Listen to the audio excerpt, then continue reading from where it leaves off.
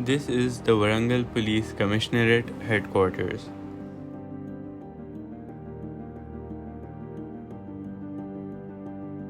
Warangal Police Commissionerate is a city police force with primary responsibilities in law enforcement and investigation within the Hanamkonda, Warangal and Jangaon districts.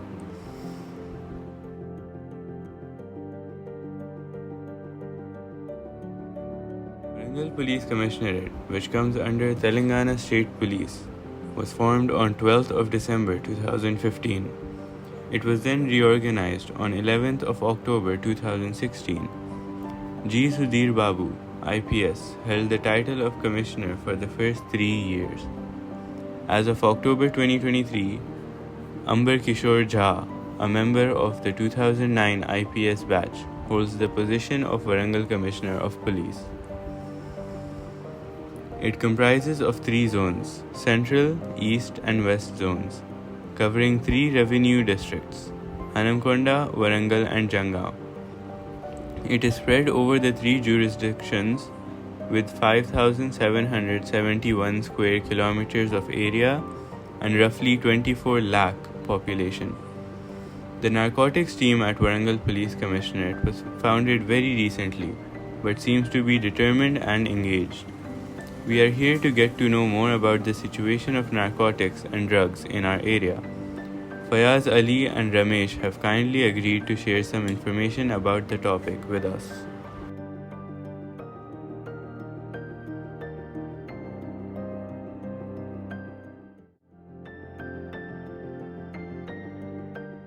So what is drug addiction? Drug addiction గురించి అంటే ఏం చెప్తాను. చాలామంది students drug addictions ఉన్నారు ఇప్పుడు. అంటే వాళ్ళ college కానీ ప్రయాస్ చేసే కానీ లేకుంటే చదువు బిలో యావరేజ్ స్టూడెంట్స్ కానీ ఇలాంటి వాళ్ళు డ్రగ్స్కి బాగా అలవాటు అయిపోతున్నారు. వాళ్ళని ఏం దారి తీస్తుంది? సో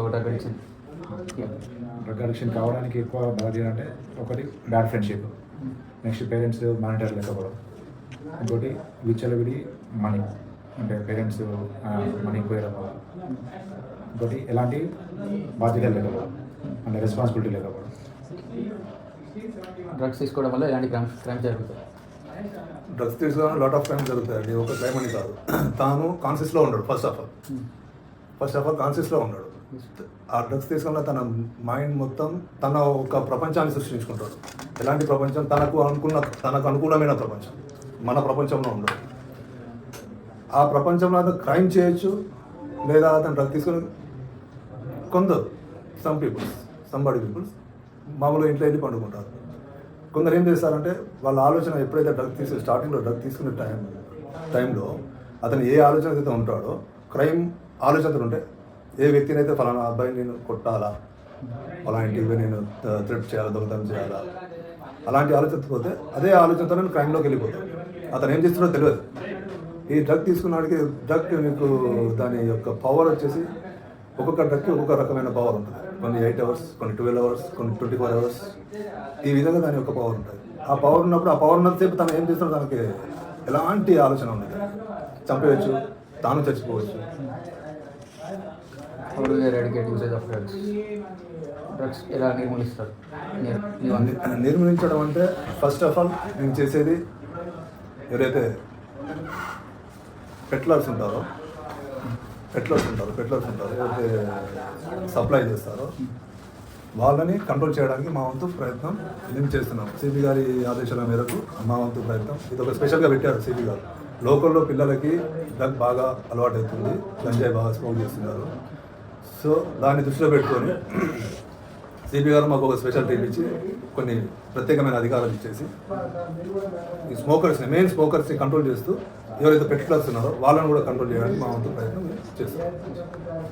మీకు ఇట్లా కేసెస్ జరుగుతున్నాయని ఎట్లా తెలుస్తుంది సార్? ఎక్కడి నుంచి వస్తుంది ఇన్ఫర్మేషన్?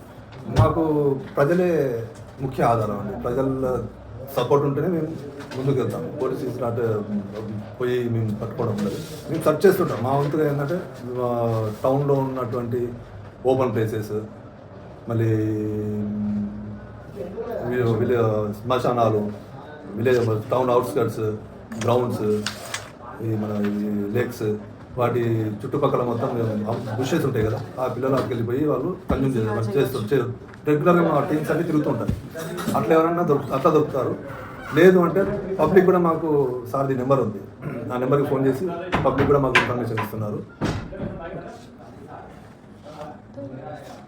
డ్రగ్స్ తీసుకున్న తర్వాత వాళ్ళ బిహేవియర్లో ఎట్లా చేంజ్ ఉంటుంది, వాళ్ళ బిహేవియర్ ఎట్లుంటుంది?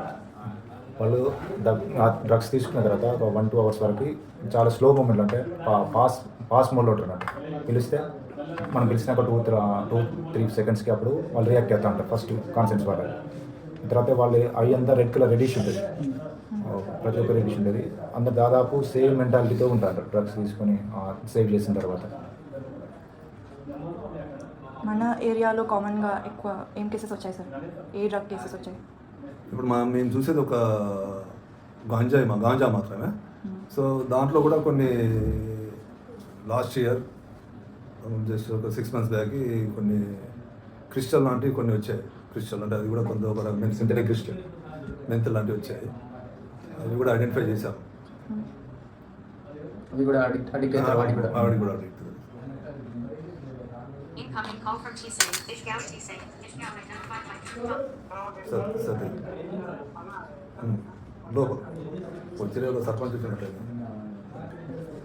డ్రగ్స్లో టైప్స్ ఏమేమి ఉంటాయి? మనకు న్యాచురల్ డ్రగ్స్ ఒకటి ఉంటుంది. న్యాచురల్ డ్రగ్స్ అంటే చెట్ల ద్వారా మొక్కల ద్వారా వచ్చే డ్రగ్స్ ఒకటి ఉంటుంది. ఒకటి సింథటిక్ డ్రగ్స్ అంటారు, అది కెమికల్ ద్వారా వస్తుంది. అంటే ల్యాబ్లలో కెమిస్ట్రీ ల్యాబ్స్లలో ట్రై చేస్తారు. అందులో మెడిసిన్స్, జనరల్ మెడిసిన్స్ కాకుండా ఈ డ్రగ్స్ వేరే ఉంటాయి. ఈ డ్రగ్స్ ఎక్కువ ఒక 7-8 టైమ్స్ ఉంటాయి. ఒకటి మనకు మన న్యాచురల్ డ్రగ్స్ అయితే గంజాయి, కోకైన్, ఇవి చెట్ల ద్వారా వస్తాయి. మళ్ళీ ఇందులో ఇవి సింథటిక్ డ్రగ్స్ వచ్చేసి కోకైన్తో పాటు పెంటలిజం, మార్ఫిన్, తర్వాత హెరాయిన్, తర్వాత క్రిస్టల్, LSD క్రిస్టల్స్, ఇలాంటివన్నీ సింథటిక్ డ్రగ్స్ ఉంటాయి. ఈ సింథటిక్ డ్రగ్స్తో ఎక్కువ డేంజరస్ ఉంటుంది, త్వరగా అడిక్ట్ అయిపోతారు వాటికి. కెమికల్ ల్యాబ్లో ట్రై చేస్తారు కాబట్టి వాటితో ఎక్కువ ప్రాణహాని కూడా ఎక్కువ ఉంటుంది. ఈ న్యాచురల్ డ్రగ్స్ కొంచెం లేట్గా అడిక్ట్ అయినాక కొద్దిగా లేట్గా రిజల్ట్ ఉండదు వాటి. ఇది చేయడం తప్పు అని తెలుసు సార్, తయారు చేయడం తప్పు కదా, మరి మీరు వెళ్ళి అక్కడ రెడీ చేయకముందే ఆపొచ్చా? అంటే ఈ క్రిస్టల్ సింథటిక్ డ్రగ్స్ అనేవి మన ఇండియాలో తయారు చేయరు, దాదాపు విదేశాల నుంచే మనకు ఇంపోర్ట్ అవుతుంటాయి. కాబట్టి మనం తయారు చేయడానికి, మనం బ్యాన్ చేయడానికి లేదు. మన సముద్రంలో వచ్చే ఎక్కువ సముద్ర మార్గంలో వస్తాయి. వాటిని నేవీ వాళ్ళు కానీ ఆర్మీ ఫోర్సెస్ వాటిని కంట్రోల్ చేస్తారు. డ్రగ్స్ తీసుకున్న వాళ్ళకి మీరు కౌన్సిలింగ్ ఎలా ఇస్తారు? లైక్ ప్రాసెస్ ఏంటి కౌన్సిలింగ్ ప్రాసెస్? కౌన్సిలింగ్ ప్రాసెస్ అంటే ఇక్కడ మాకు స్మోకర్స్ తీసుకొచ్చి స్మోకర్స్ని మేము రిహాబిలిటేషన్ సెంటర్లో ఉంచుతాము. కొందరిని మా కాడ ఉంచుకొని వాళ్ళకి క్లాస్ మామూలు స్క్రీన్లో క్లాసులు చెప్తా ఉంటాం. ఇలా మీరు తాగడం వల్ల మీ హెల్త్ ఇలా ఖరాబ్ అవుతుంది, మీ పేరెంట్స్ మీరు బాగా రియాక్ట్ అయితే మీరు చనిపోతారు, సూసైడ్ చేసుకుంటారు అని చెప్పేసి వాళ్ళు స్క్రీన్లో చూపిస్తాను. కొంతమందిని బాగా హెవీ అడిక్ట్ అయిపోయిన వాళ్ళని రిహాబిలిటేషన్ సెంటర్లో ఉంచి వాళ్ళకు అక్కడ రిఫర్ చేస్తాం. అలా కౌన్సిలింగ్ ఇచ్చినా కూడా చేంజ్ అవ్వని వాళ్ళు ఉన్నారు. దాదాపు వాళ్ళు ఒక కౌన్సిలింగ్లో చేంజ్ అయ్యే వరకు వాళ్ళు రిహాబిలిటేషన్ సెంటర్లో ఉంచుకుంటారు. దాదాపు వాళ్ళకు నమ్మకం వచ్చిన తర్వాత వాళ్ళు బయటకు వస్తారు.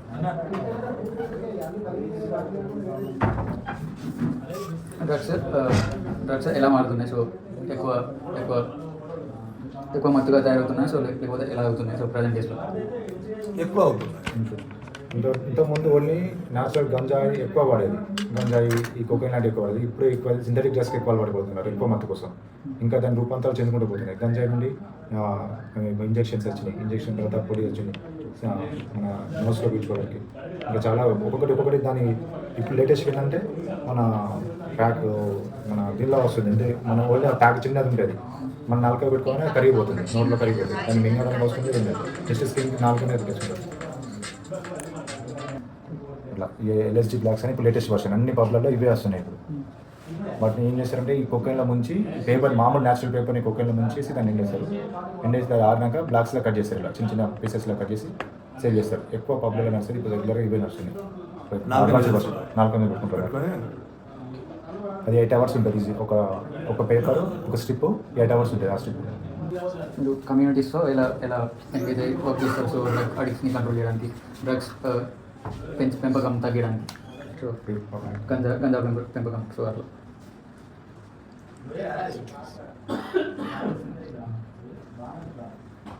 అంటే మేము దాదాపు పేరెంట్స్కి మేము సపోర్ట్ చేస్తాను. మాకు ఎక్కువ మాకు ఇంత దొరికిందంటే పేరెంట్స్ వాళ్ళ సపోర్ట్ కొంతమంది దొరుకుతున్నారు. మా అబ్బాయి ఇట్లా చేస్తున్నారు, లేకుంటే మా పక్కింటి అబ్బాయి ఇట్లా చేస్తున్నారు చెప్పి కొంతమంది పేరెంట్స్ మాకు ఇన్ఫర్మేషన్ ఇస్తున్నారు. దాంతో కాకుండా మేము ఎక్కువ ఈ ఫ్లెక్స్లో ఒకటి పబ్లిసిటీ చేశాం కదా, మా సోషల్ మీడియాలో కూడా ఎక్కువ పబ్లిసిటీ చేశాం. వాటి ద్వారా పబ్లిక్ మాకు కమ్యూనికేట్ అవుతున్నారు. అవేర్నెస్ ప్రోగ్రామ్స్ కూడా కాలేజీలో కానీ బాయ్స్ హాస్టల్స్లో కానీ ఇట్లా చాలా హాస్టల్స్లో వీళ్ళకి కౌన్సిలింగ్ ఇచ్చేస్తున్నాం. అవేర్నెస్ ప్రోగ్రామ్ లెక్క పెట్టేసి చెప్తున్నాం. ఆ కాలేజీ వార్డెన్స్ కానీ టీ లెక్చరర్స్ కానీ వాళ్ళు కూడా కమ్యూనికేట్ అవుతున్నారు. మీరు సాల్వ్ చేసిన కేసెస్లో ఏది చాలా కష్టమైన కేస్? ఒక్కటని కదండి, అన్ని కష్టాలు. ఎందుకంటే వాళ్ళు మన ప్రపంచంలో ఉండరు. ప్రతి ఒక్కరు ఒక్కొక్క డిఫరెంట్ టైప్ ఆఫ్ మెంటాలిటీ, ఒకటే టైప్ మెంటాలిటీ కాదు. ఒక్కొక్కరు ఒక different type mentality, different type smoke చేస్తారు, డిఫరెంట్ టైప్ థింక్ చేస్తారు, డిఫరెంట్ టైప్లో దొరుకుతారు. మనం అందరూ క్రిటికల్, అందరూ ప్రాబ్లమే. ఒక సామాన్య వ్యక్తిని మనం పిలిస్తే వస్తాడు, తాను రాడు. తన ప్రపంచం వేరే ప్రపంచంలో ఉంటాడు. తను మీరు ఏమైనా కొట్టినా కానీ తనకి దెబ్బలు తగ్గాయి. మరి కొట్టాము కాబట్టి తనకి కొట్టినా కానీ దెబ్బలు తగ్గాయి. ఎందుకంటే తాను టోటల్గా మత్తులో మునిగి ఉంటాడు. మహేష్ అంటే దాని స్పర్శ అనేది కోల్పోతాడు. ఏర్పడే స్పర్శ ఉండదు దానికి. మత్తు పూర్తిగా దిగిన తర్వాతనే తనకి ఏం జరిగింది, ఎందుకు జరిగింది, ఎలా జరిగింది అనేది తాను అప్పుడు క్యాల్కులేషన్ చేసుకోవాల్సింది, ఆలోచించుకోవాల్సింది తప్ప ఆ టైంలో మొత్తం ఆ పీరియడ్లో తనకి ఎలాంటి ఆలోచన ఉండదు. తనకి డ్రగ్ డీలర్స్ని పట్టుకుంటారు కదా, వాళ్ళ పనిష్మెంట్ అండ్ డ్రగ్స్ తీసుకునే వాళ్ళ పనిష్మెంట్కి ఏమైనా డిఫరెన్స్ ఉందా? చాలా డిఫరెన్స్ ఉంటాయి. ఎట్లా పనిష్ చేస్తారు ఇద్దరిని? వీళ్ళు ఏమైనా స్మోకర్స్ కదా, స్మోకర్స్ కాబట్టి వీళ్ళని కౌన్సిలింగ్ లేకుంటే real centre otherwise some XYZ ఏదైనా చూసి వాళ్ళని మనం పిల్లల్ని కంట్రోల్ చేయగలుగుతాం. ఏదైతే పెట్లర్స్ డీలర్స్ ఎవరైతే ఉంటారో వాళ్ళని డైరెక్ట్ స్టేషన్కి పంపించేసి వాళ్ళకి FIR చేసి కోర్టుకు పంపి కోర్టు నుంచి వాళ్ళు ఫర్దర్ నడుస్తుంది. ఇక్కడ ఓన్లీ మనం ఎక్కువ ఫోకస్ చేసేది స్మోకర్కి మాత్రమే. ఏమైనా దాంట్లో మనం ఏమైనా పెట్లర్ వచ్చారనుకోండి, మేము డైరెక్ట్ పోలీస్ స్టేషన్ హ్యాండ్ చేస్తాం. పొలిటికల్ లీడర్స్కి ఏమైనా హ్యాండ్ ఉంది అంటారా దీంట్లో? డ్రగ్స్ ఈజీగా దొరకడం కోసం ఏమైనా ఇన్ఫ్లుయెన్స్ ఉందా? అలాంటిది ఏమి ఉండదండి. పొలిటికల్ లీడర్స్కి డ్రగ్స్కి దానికి దీనికి ఏం సంబంధం ఉండదు. ఎవరైతే ఇప్పుడు దొంగతనం చేసేవాడు దొంగతనం చేసుకుంటే తప్పించి ఏదైనా ఇన్ కేస్ ఎవరైనా వాడు కాపాడడానికి పొలిటికల్ సపోర్ట్ లేకుంటే ఇంకేదైనా సపోర్ట్ ఇన్ఫ్లుయెన్స్ యూజ్ చేసుకుంటాడు కావచ్చు. కానీ పొలిటికల్ ఇన్వాల్వ్మెంట్ దీనికి ఎలాంటి సంబంధం? నేను తాగుతుంటే నాకు పొలిటికల్ లీడర్ నాకు ఎందుకు సపోర్ట్ చేస్తాడు? వాళ్ళు జైలుకి వెళ్ళక వాళ్ళకి పనిష్మెంట్ రాకుండా ఆపొచ్చు. అలాంటిది ఏమి ఉండదండి. ఇది ఈ సెక్షన్లలో సీఎం గారి ఆదేశాల ప్రకారం సీఎం గారే టోటల్గా మీకు ఫుల్ ఫ్లెడ్జ్డ్గా పవర్స్ ఇచ్చేశారు. మాదక ద్రవ్యాల మీద ఉక్కుపాదం ఫుల్ ఫ్లెడ్జ్డ్గా మీకు స్టేట్మెంట్ ఇచ్చేశారు. దాని ప్రకారంగా నడుస్తుంది తప్పించి సీఎం గారి కంటే పెద్ద లీడర్ అయితే మనకి ఇక్కడ ఉండరు కదా. సో వాళ్ళు కూడా ఇన్వాల్వ్ అవ్వడానికి ఇంకా ముందు ఆలోచిస్తారు. రారు వాళ్ళు, ఫస్ట్ ఆఫ్ ఆల్ రారు. అది How will fighting drugs develop in the next few years, next decade?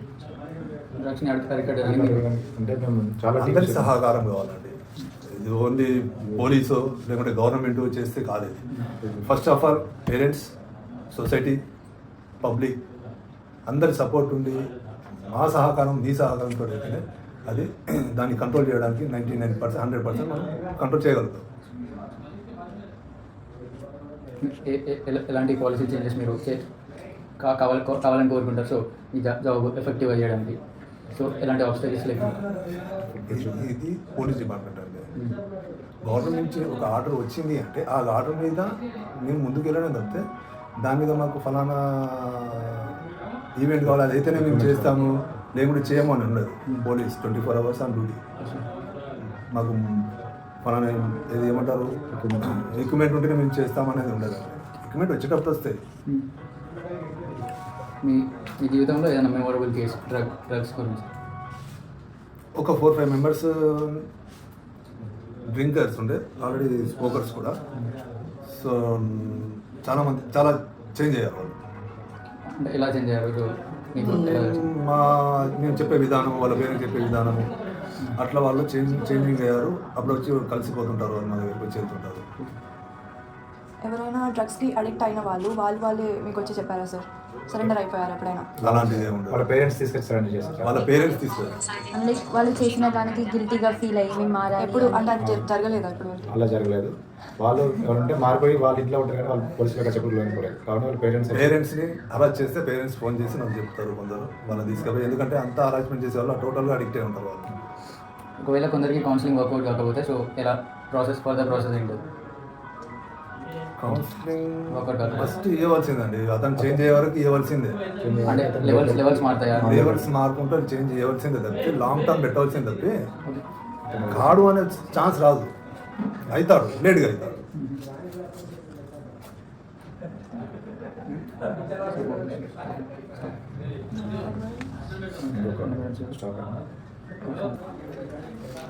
Drugs తీసుకోవడానికి ఏమేమి విధానాలు ఉంటాయి సార్? ఎలా తీసుకుంటారు?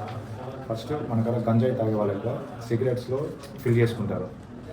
ఒకటి సిగరెట్స్లో ఫిల్ చేసుకుంటారు. నెక్స్ట్ ఓసిడి పేపర్స్ అని సపరేట్గా దొరుకుతాయి. ఆ ఓసిడి పేపర్స్లో వాటి ఆన్లైన్లో దొరుకుతాయి, లేదా కిరాణం పాన్ షాప్లో దొరుకుతాయి, వాటిలో ఫిల్ చేసుకుంటారు.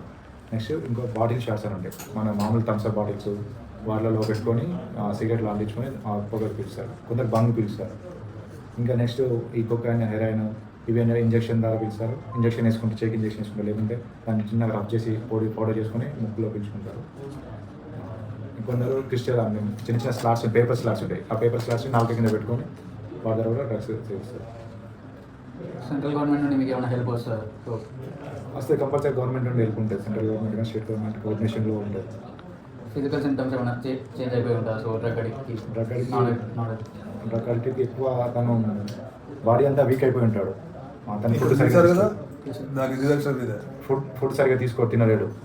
తర్వాత కళ్ళన్నీ ఎండిపోయి ఉంటాయి, డేలా అయిపోయి ఉంటాయి. కళ్ళు మామూలుగా కనిపించవు, కళ్ళు డిమ్ముగా కనిపిస్తుంటాయి అన్నమాట. లైట్ డిమ్ముగా కనిపిస్తుంటాయి, బాడీ మొత్తం పేలిపోయి ఉంటుంటాయి.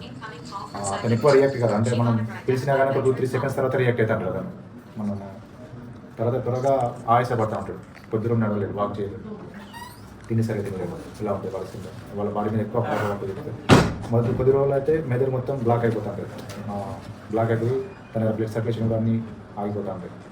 బ్రెయిన్ వాళ్ళ బ్లడ్కి మిగతా ఏంటి మనకు బ్రెయిన్ రావాల్సిన సిగ్నల్స్ అన్నీ ఇవ్వదు. త్వరగా మన బ్రెయిన్ సిగ్నల్స్ ఇస్తుంది కదా, ఆ సిగ్నల్స్ ఫాస్ట్గా ఇవ్వదు అన్నట్టు. స్లోగా ఇస్తారు సిగ్నల్స్. వాళ్ళు అడిక్ట్ అయిపోతారు.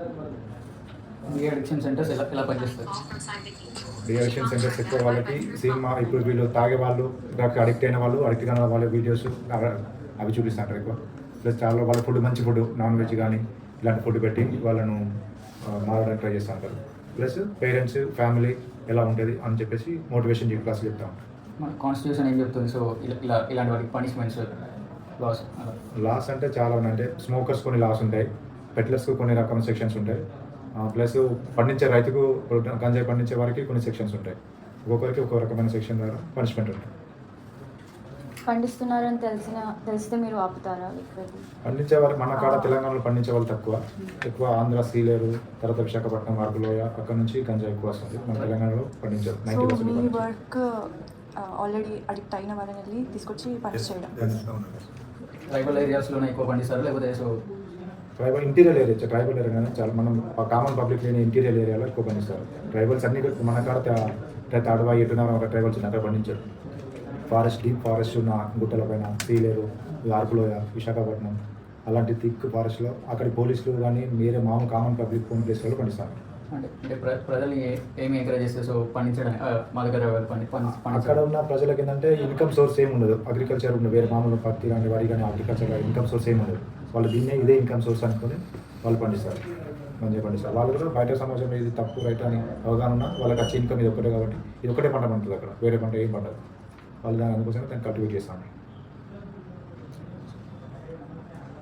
మీరు డీల్ చేసిన కేసులో సో ఎవరైనా కొందరు తొందరగా రికవర్ అయిన కేసు ఉందా? చాలా మంది అంటే స్టార్ట్ చేసిన తొందరలోనే దొరికిన వాళ్ళు రికవర్ అయిపోయినారు.